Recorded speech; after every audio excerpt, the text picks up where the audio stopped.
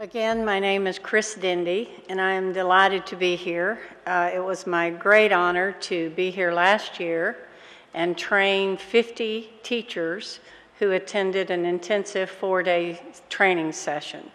And it was one of the most, the way I explained it, it was a trip of a lifetime. The people in this country were so gracious and kind, and we share such a commitment to helping children with ADHD. I want to start off, though, by telling you about executive function. That is not a word I had even heard before until about 10 years ago. And what I will tell you now, over the last 20 years or so, of all the lessons I've learned, and I've studied ADHD the last 20 years or so, I want to tell you the most important lesson that I learned, and that is that executive function is critical. And that is the reason executive function deficits were the reason that my intellectually gifted son, an IQ of 140, was failing in school.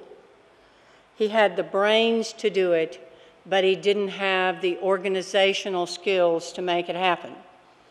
In the U.S., this has been missed, and so it's my passion and mission today to help you so that when you go back and work with your patients, that you recognize this and help parents recognize it. It impacts their academic success. I'll explain briefly why. It impacts their organizational skills. You wonder why they lose everything. And it impacts their social relationships.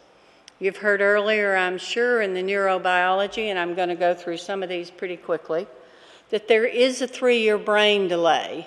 And what Russell Barkley says is an 18-year-old is more like a 12-year-old. So it's a 30% developmental delay.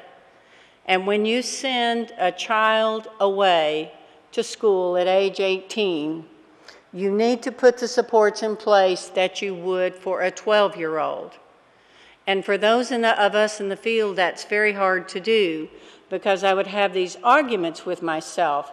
My hat that was a school psychologist and director of children's mental health services was saying, you're too involved, you need to let him do it on his own, let him fail, and he'll learn.